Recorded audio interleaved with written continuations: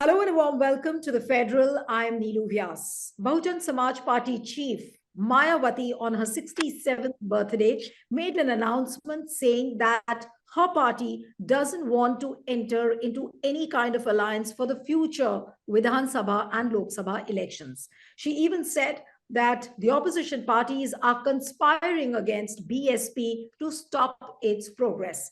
Now, this announcement comes at a time when the opposition is gearing up for a united front, for a federal front, or some kind of a third front. And amidst this comes the solo raga of Mayawati. How does one read this move? Is she keeping cards close to her chest, or is it something more than what meets the eye? I'm joined by two veterans today on our discussion. I'm joined by Professor Vivek Kumar, who is the professor at Jawaharlal Nehru University from the Center for the Study of Social Systems. I welcome you, sir, on the Federal. And I'm also joined by very senior journalist Sharat Pradhan, who has a firm grip on UP politics and has followed Mayawati also very closely. I welcome Sharatji on the Federal.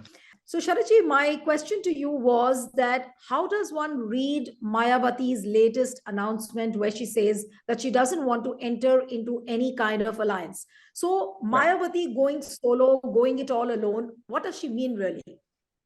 Well, I'm not at all surprised by her statement because this was very much on the expected lines. And these kind of statements she has made in the past also. And she invariably doesn't like to align with anybody unless there is a chance of her making some political gains out of it.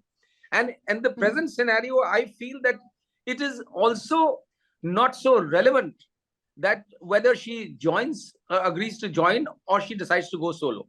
In this case, over the past 2 years, and particularly in the past two and a half years, it has become amply evident that Mayawati is increasingly heading towards giving up her own position, in the sense that she is virtually surrendered before the BJP for whatever reason. The rumor is that because of the sword of ED and CBI dangling over her all the time, and when you have when you have tons of wealth, you have to be scared of ED and CBI, unfortunately. So, well, in this case, and the government, I think both, even the previous government, and they've been using CBI. Now it is more blatant, using CBI to their political advantage.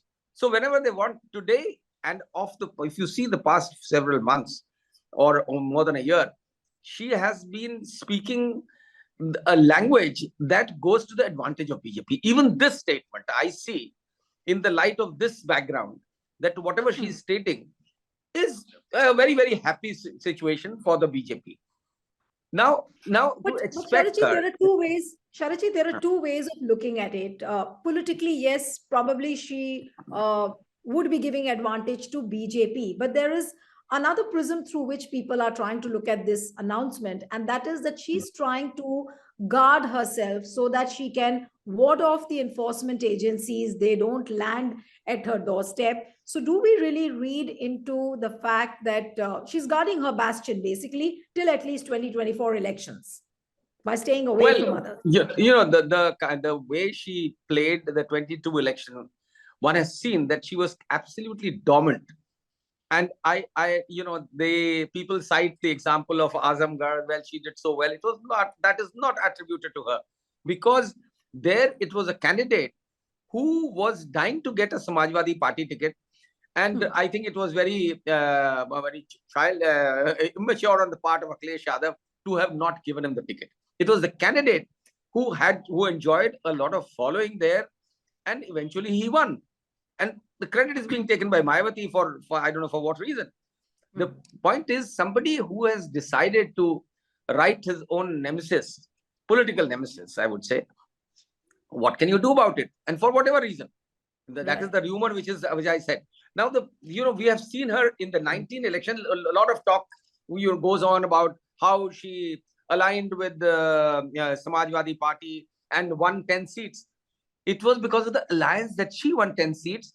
And Akhilesh was literally fooled into that alliance because Mayawati wanted to settle scores You know about that great, that infamous guest house incident in which Samajwadi Party people had attacked Mayawati, and I mean, as rumors go, she was probably, they would have bumped her off if had it not been for the media presence there.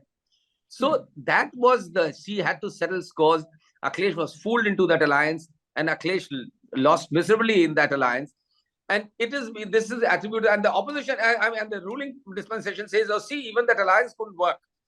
That was simply because that alliance was not there. It was just for namesake that the alliance was there. So, and in today's scenario, I think Mayawati is being unnecessarily overrated. You know that her her percentage vote has already, party's percentage vote has already come down by 10%. And I can give you in the last election, it stuck on to some 10% to 12%, simply because there was still some Muslims vote that she was getting.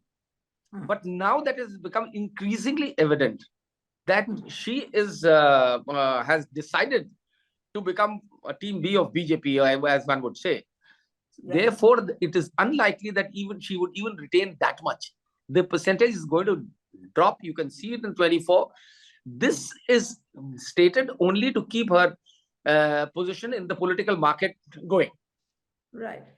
Okay, so that's interesting, but you're saying that probably that 12.9% vote share which she has got, which could end up shriveling and fragmenting further. Professor Vivek, I would come to you, that talking purely from the point of view of yesterday's announcement by Mayawati, do you see this as some kind of a pressure tactics on parties like Congress, where, you know, there are murmurs in the Delhi corridors of power that it's distinctly clear that probably Rahul Gandhi will not be in the PM race. And the party, I mean, the grand old party is mulling over projecting Mallikarjun Kharge as the PM candidate. So in this case, I mean, taking this as a premise, do you see this announcement as some kind of a pressure tactics of Mayawati on Congress? She becomes rigid, she maintains a solo stance so that she can be probably projected as some kind of a Dalit PM candidate. Would you see it that way?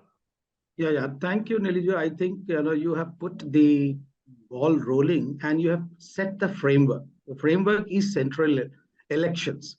You are talking about general elections 2024. I think it's a valid point that how you or one should keep her party's chances intact, because as soon as the election nears down, then there will be a lot of frivolous tendencies from media as well as political parties that we are entering in alliance with Bahujan Samaj Party. That will be, coming from every side. But, if that rumor is spread, then the leaders who are within the political party, they may start looking new ventures, because then they think that their seat will not be with them and they will be starting running away from them. And in that sense, the structure of party takes a beating. Therefore, she is very clear that if she has to keep her flocks together, then she has to give them the futuristic perspective so that they remain there. Otherwise, it will be very difficult for them. And as Sharadji was saying, that her performance in state election has been very decimal. But this is a general election, and if we go by that data, then she is better than Congress and SP both. I think if that is the case, because if you go by the data of state elections, definitely there is a dismal performance. But then you have to believe in data, then you have to take the central data also. So central data says that she has 10 seats. And had she been a B team, she would have got a ministry, 2 ministries. People with 1 MP elections or 1 seat, they have got ministries. What would have taken that she can get 2 ministries, state ministers or ministries, and she would have maintained her power, and she would have even safer. She would have been even safer. Right. So, Professor Vivek, you wouldn't agree with the people who have started writing the political obituary of BSP or Mayawati, or have even said that, party is going through some kind of an existential crisis. You wouldn't agree with that, Professor Vivek? Actually, my research says that from the first election, these obituaries have been written. And every election, it has been written. But the problem is, if we take central election, the vote percentage at the national level, that has actually, it has wobbled from 3.5% to 6% at maximum. So I think if at national level, a political party has the third largest political party in vote terms, it still has 3.5% in worst of its circumstances, in which every political parties were blown in the wind of BJP.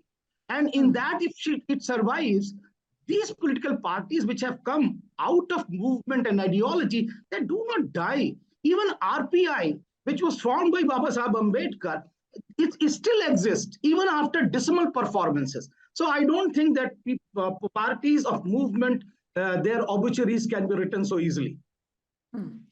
Sharadji,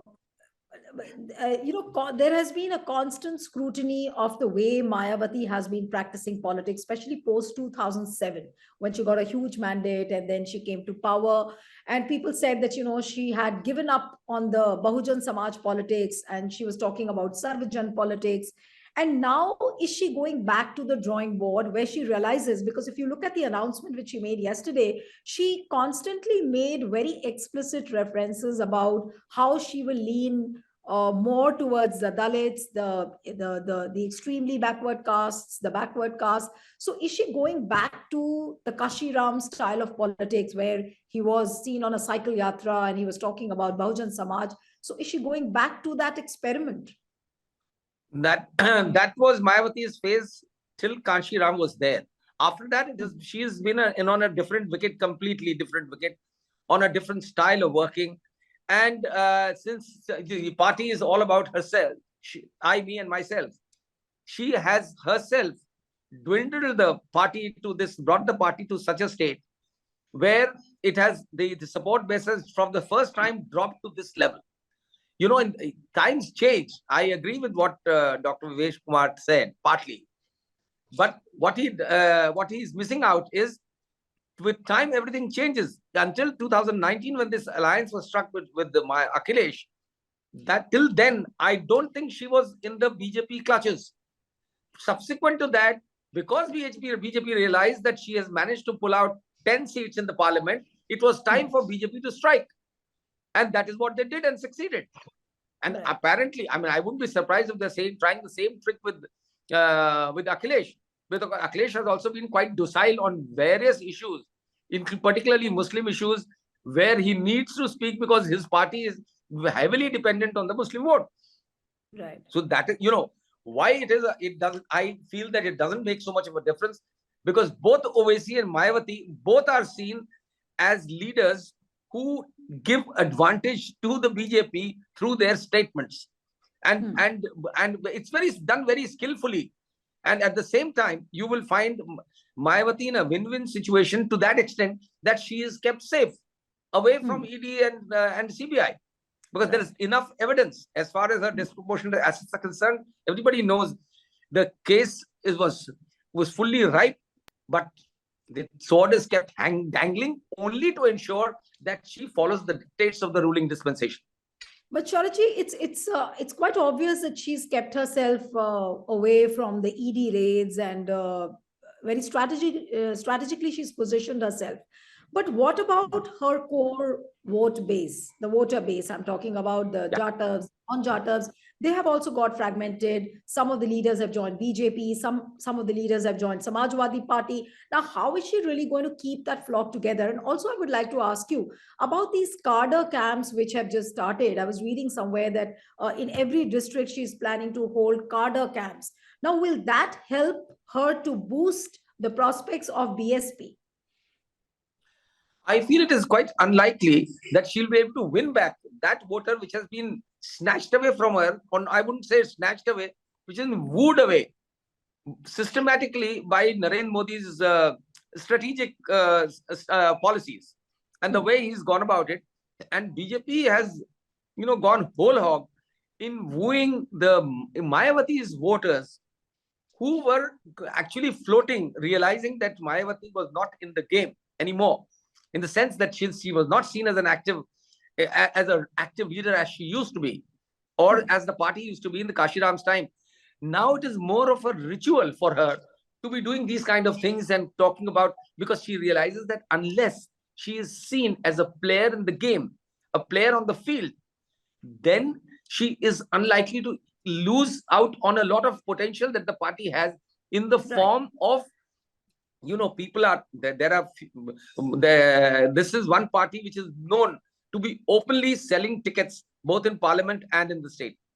So in order to, if you want to keep your rate high in the market, you have to have something in the shop window.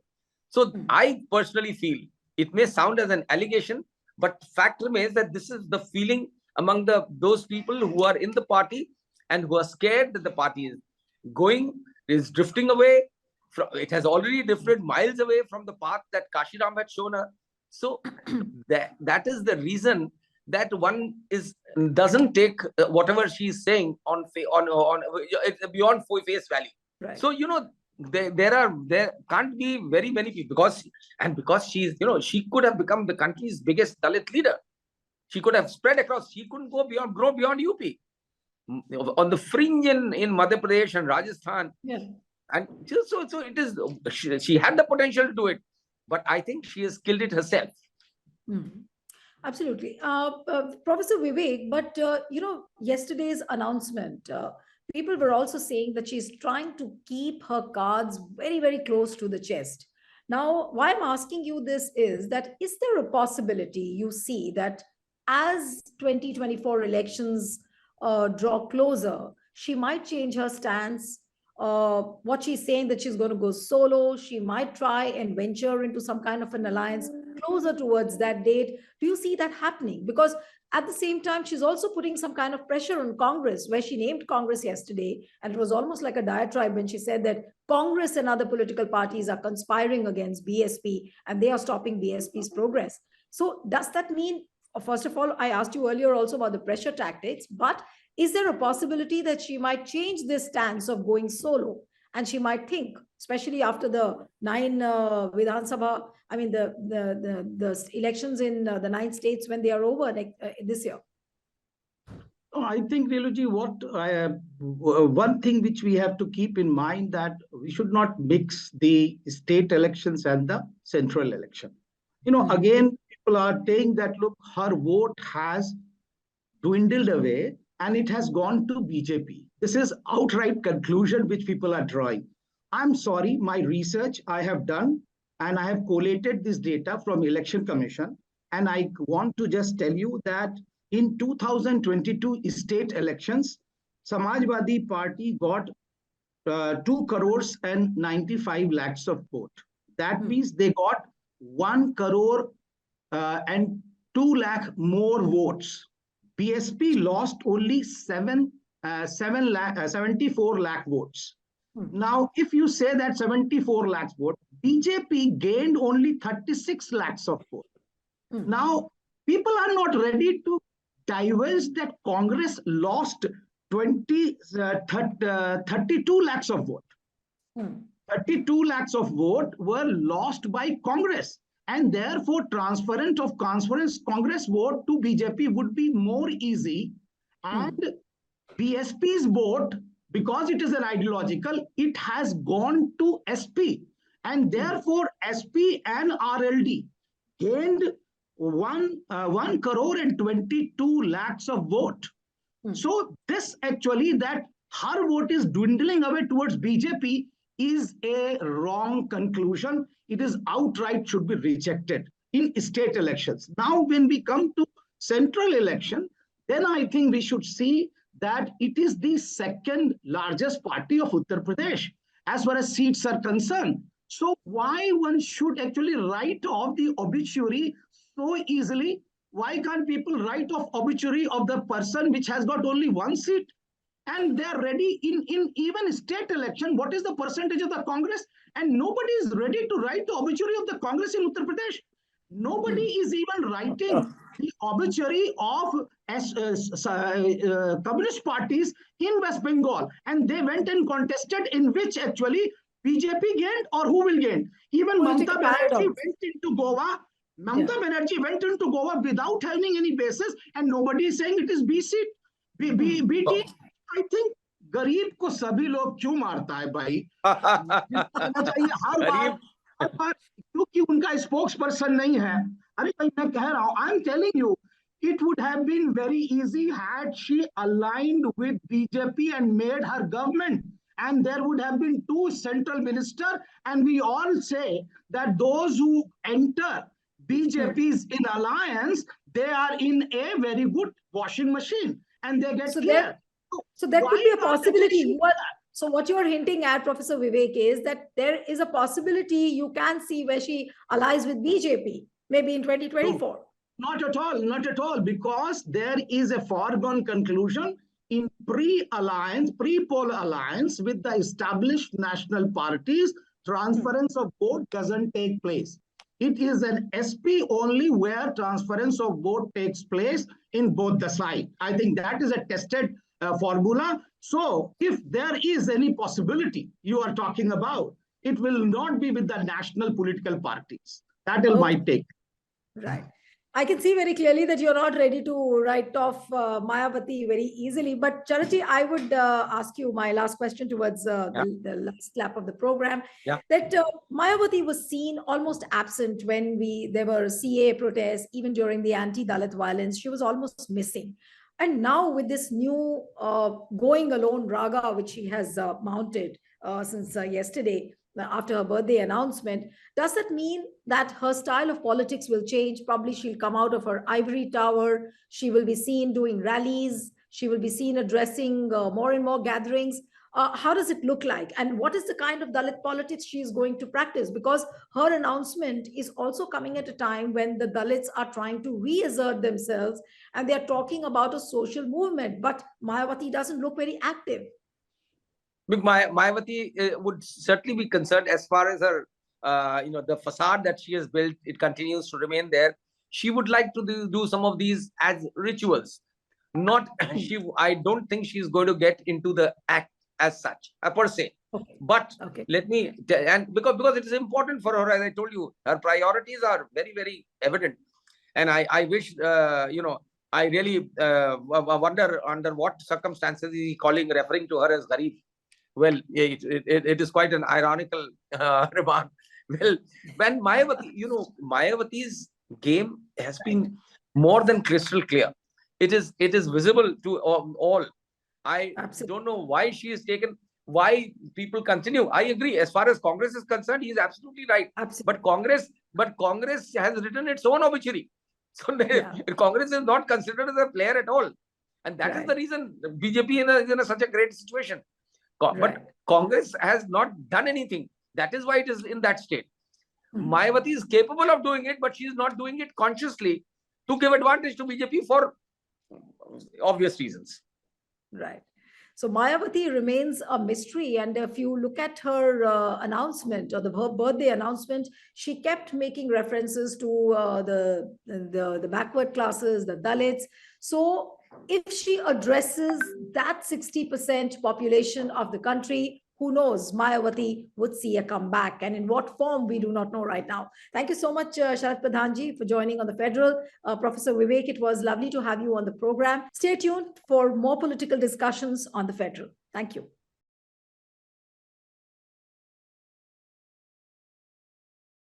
Subscribe to the Federal's YouTube page for more interesting updates.